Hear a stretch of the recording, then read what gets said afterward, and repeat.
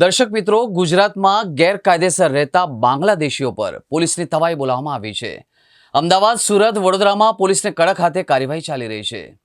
ગુજરાતની ધરતી પર રહેતા બાંગ્લાદેશીઓને પણ શોધ્યા અને ગુજરાતમાં બે મોટા શહેરોમાંથી 550થી વધારે લોકોને શોધી કાઢવામાં આવ્યા છે, જેમાં અમદાવાદમાં 457, સુરતમાં 100 બાંગ્લાદેશીઓ પકડાયા છે। તો આખા ગુજરાતમાંથી લગભગ 1000 જેટલા બાંગ્લાદેશીઓને પકડી પાડવામાં આવ્યા છે। અમદાવાદમાં રહેતા બાંગ્લાદેશીઓ પર પોલીસની સર્જિકલ સ્ટ્રાઇક આજે જોવા મળી હતી। એક જ દિવસમાં આખા અમદાવાદમાંથી 457 બાંગ્લાદેશીઓને શોધી કાઢવામાં આવ્યા હતા। અમદાવાદ પોલીસે શુક્રવારે આખી રાત કોમ્બિંગ હાથ ધર્યું હતું। ઈસનપુરના ચંડોળા તળાવ નજીક બાંગ્લાદેશી પકડાયા હતા। 457 લોકોની અટકાયત કરીને તપાસ હાથ ધરવામાં આવી છે। નકલી દસ્તાવેજોના આધારે આ લોકો અમદાવાદમાં રહેતા હતા અને હવે તપાસ કર્યા બાદ તમામને ડિપોર્ટ કરવાની કામગીરી કરાશે।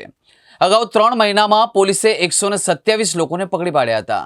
બાંગ્લાદેશીઓને શોધીને હાંકી કાઢવા પોલીસ એક્શનમાં આવી છે।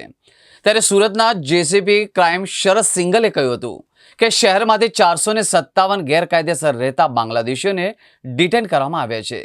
વહેલી સવારે કોમ્બિંગ કરવામાં આવ્યું। 2024માં 2 એફઆઈઆર નોંધવામાં આવી હતી। હાલ પૂછપરછ કરવામાં આવી છે। આ લોકો પાસે ડોક્યુમેન્ટ્સ હોતા નથી, ખોટી રીતે ડોક્યુમેન્ટ્સ બનાવવામાં આવે છે। અગાઉ પણ 127 લોકોને પકડી પાડવામાં આવ્યા હતા। હોમ મિનિસ્ટ્રીમાં પ્રપોઝલ મૂકવામાં આવશે અને ત્યાંથી ડિપોર્ટેશન કરવાના આદેશ પણ કરવામાં આવશે। તો તેમને ડિપોર્ટ કરવામાં આવશે। ક્યાંથી ડોક્યુમેન્ટ્સ બનાવવામાં આવ્યા તેની તપાસ પણ કરવામાં આવશે। ગૃહ રાજ્યમંત્રી હર્ષ સંઘવીના આદેશ બાદ વડોદરા પોલીસ પણ એક્શન મોડમાં છે।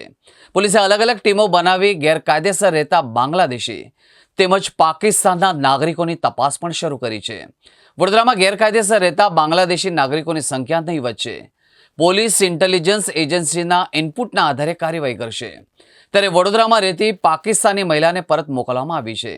ગઈકાલે મહિલાને પરત પાકિસ્તાન મોકલવામાં આવી હતી।